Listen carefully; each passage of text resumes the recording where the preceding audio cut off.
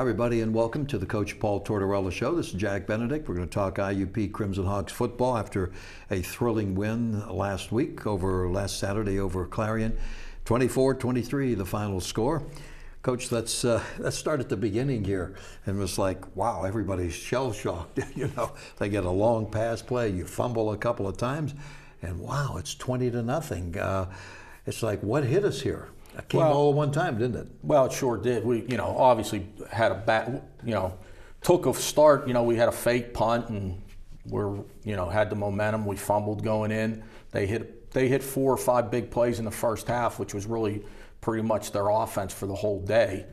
And everything that you can't do, we did in the first quarter. And to take nothing away from Clarion, they're a good team. So when we turned the ball over, we dropped a third down pass that would have kept the drive alive. We made 3 or 4 really bad errors on defense that cost us big plays. And it's the end of the first quarter. You're losing 20-0. I said to the coaches this morning that I think the last time we had as bad a quarter as that was a long time ago out at Grand Valley in a blizzard. We were down 21-0 at the end of the first quarter in the regional championship, but we were going into the wind, and the wind was so bad they had 3 30-yard drives for touchdowns. They didn't have big plays and drive the length of the field. But that's the last time I think we've ever finished the first quarter and been down 20 or 21-0.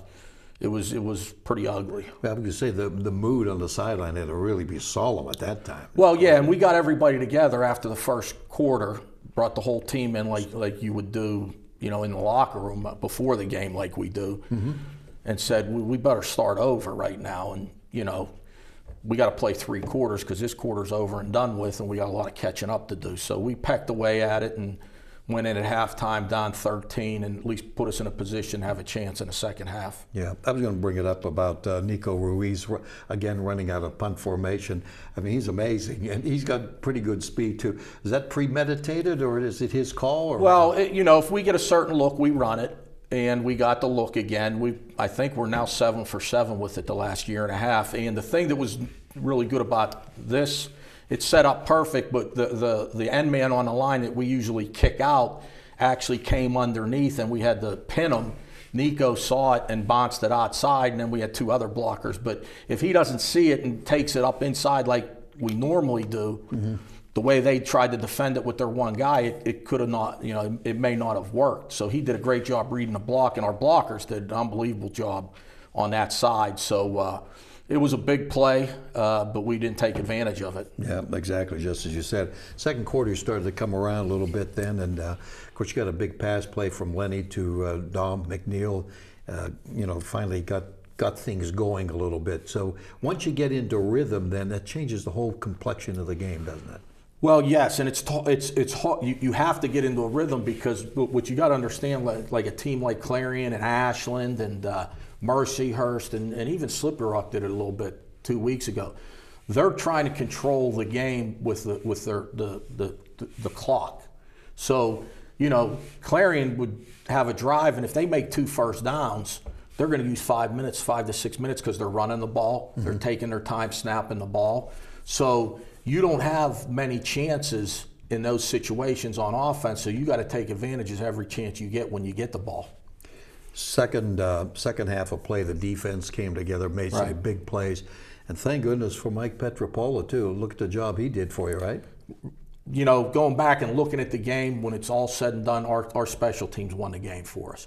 We had 2 big punt returns. We had the fake punt that didn't help us. We had a punt that we downed on their 5-yard line. Our net averages on both punt return, kickoff return were out of sight. We probably had a 150-yard difference plus on the plus side in the kicking game. That's a football field and a half, obviously. So that's probably worth 14 points in of itself. And the 2 punt returns were huge. And we did a good job, even though they weren't kicking it deep. We were getting great field position on kickoff return. We were kicking the ball out of the end zone when we were kicking off. So a big part of that game that probably gets lost in it a little bit is to come back from being down 20-0, you're going to need a lot of things to work, and the special teams were huge in the comeback. Yeah, was the wind any kind of a factor in that game? Yes, it was. Going away from the scoreboard, there was a pretty strong wind. The amazing thing is, as Nico had 2 punts into the wind that were great punts, and one of them was, well, 2 of them, it was because they didn't catch the punt.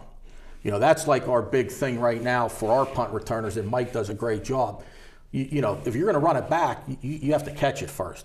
Yeah. Well, Clarion didn't catch any. They let the punts bounce. And, on the AstroTurf or field turf or whatever you call it now, it's going to go forward.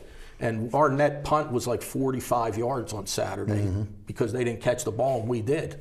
Yeah, we saw the 75-yarder the previous week. Right, and that ended up okay because that bounced out of the end zone. Out of the end zone, yeah. But if you don't catch the ball, you can't return it, obviously, and you're probably going to lose 10 more yards on the bounce. So it was just like the one we kicked from the 44. It hit on like the 15-yard line. They didn't catch it, rolled down to the 5. Yeah. With the defense, you've been struggling getting sacks the last couple of weeks, but you got some pretty big ones with Tillman, with the Easterling, and then, of course, right. Shockley came through with the big one at the end. Right, and our coverage was probably as good as it's been all year. They hit 2 passes early in the game. We got picked on a man coverage, and the center fielder, the free safety, missed the tackle. That was the long touchdown.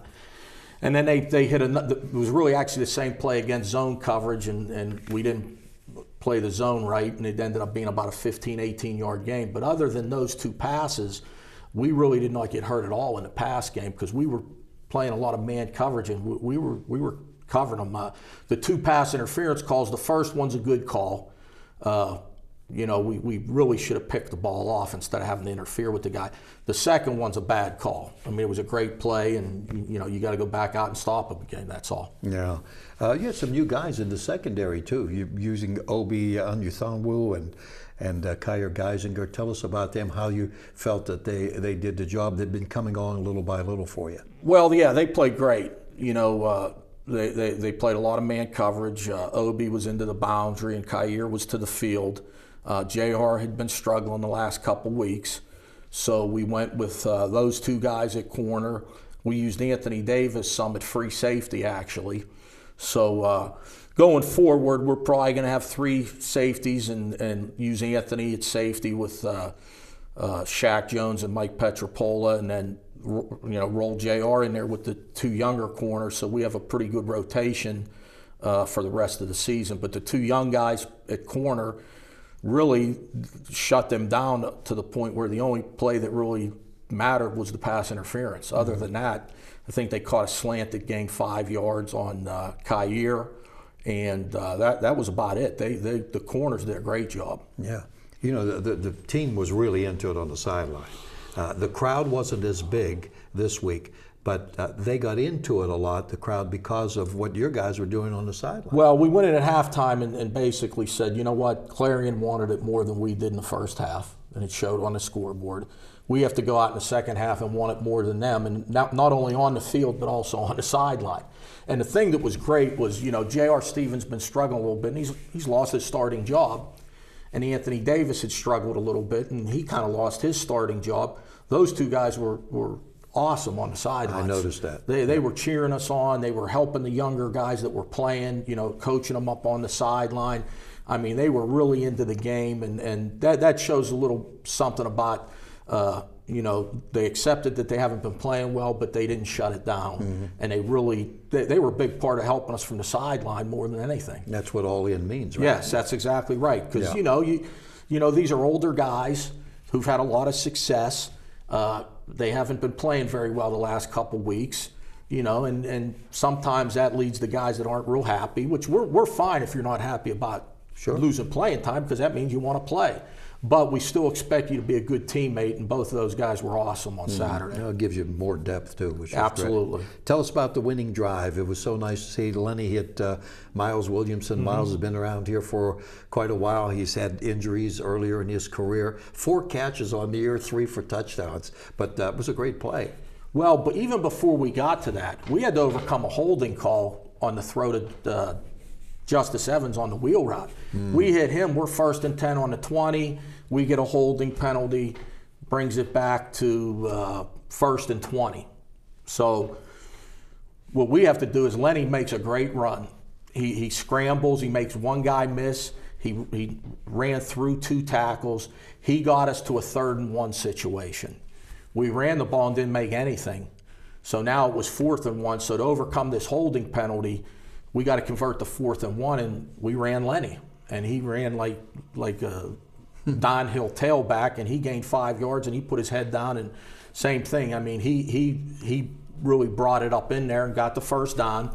And then when we got it to 1st and 10, we were back on track now because we almost had the ball close to where we had it when we hit Justin on the wheel route. And on 1st and 10, we took the shot with Miles against press coverage. He beat his man. Lenny put it up there. The guy had pretty good coverage to the point where it was almost pass interference. And Miles did a great job being able to secure the pass. And it was good to see because Miles is a 5th-year senior.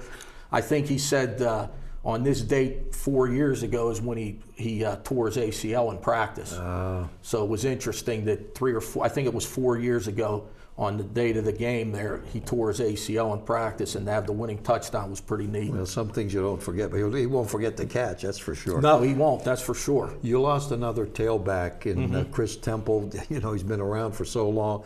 Ankle injury, I'm sure you have to wait this week and see how that's going to come out. It's probably more of a sprained foot by the ankle, so he'll probably be out this week. Samir will probably still be out this week, and Walls probably won't play this week. So we're down 3 skill guys at running back and wide receiver, and hopefully we'll get JoJo back. So we've been hit with injuries at those 2. We've been fortunate with not having a lot of injuries at the other positions, but we've been getting hit pretty hard at running back and wide receiver. Yeah, right.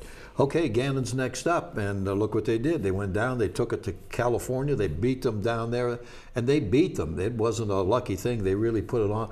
And, of course, you got to deal with Mark Jones. Last year you held him to 91 yards, but I watched some of the video, too, and wow, he looks like he's at the top of his game. Well, he reminds us of the bus a little bit, the way he runs, and you know, the fortunate thing last year is we got a pretty good lead. Yeah. We did a good job stopping the run in the first half, and they kind of had to go away from it because we got up by 3 touchdowns. So the only way you can take him out of the game is if you can get a big lead, and then you got to start throwing the ball. You know, their run game's probably the best run game in the league. With that, you know, he's the best running back in the league. He ran for 270 against Cal. He had 38 carries out of the 63 plays. They've got a young quarterback now starting because the other quarterback is out for the season that played last year with an injury, and he's been very efficient. They hit a 94-yard touchdown pass against Cal, which is a huge momentum shift, big play to go 94 yards on one play for a touchdown was huge. And then when Cal started to come back and got the thing tied up at 15-15, Gannon went on 2 15-play, 75-yard drives to take the game over. So there was no fluke involved in it. It wasn't like Cal had a lot of turnovers and so forth. I think, if I'm not mistaken, they rushed for 300 and threw for 180. So they had 480 yards offense against Cal. And they did a really good job on defense. When the game was tied 15-15, they had 3 3-and-outs in a row after the score was tied 15-15. So they didn't let Cal get back in it, so their defense played outstanding. Yeah, exactly. How tough is it playing at Gannon? Everything is so closely, and you know, it's a different setup. I know from the broadcast booth it's not fun. Yeah, it's different. I mean, everybody's on top of everybody. It's kind of like claustrophobic. But it's 100 yards. Hash marks are the same. Goalposts are the same. Rules are the same. The rules are the same. 2 years ago, when we went there, we probably played our best game of the year. There 2 years ago, we were up 42-0 at halftime, and last year we got a good lead on them in the first half, and they did a decent job coming back and getting back in the game in the second half, actually throwing the ball. And Jones had a couple runs there, but they're really a team that if they're on their game, they're really hard to beat. And they're usually on their game when they play at home. So this will be there's no doubt when we talk to the team today, the message is going to be we're going to have to play our best game of the year to win on the road up there. All right, well, let's do it. Good luck. That's a noon kickoff, by the way. So we're early and 11:30 with our radio time, and well, keep them healthy, keep it going. That this win over Clarion maybe starts a nice little streak here. Yep, we hope so. Yeah. Thanks, Jack. Okay, good luck, Coach. Coach Tortorella for us here, and the Crimson Hawks will have all the coverage coming up this weekend as they try to keep the winning streak going. For the coach, this is Jack Benedict. Have a nice evening.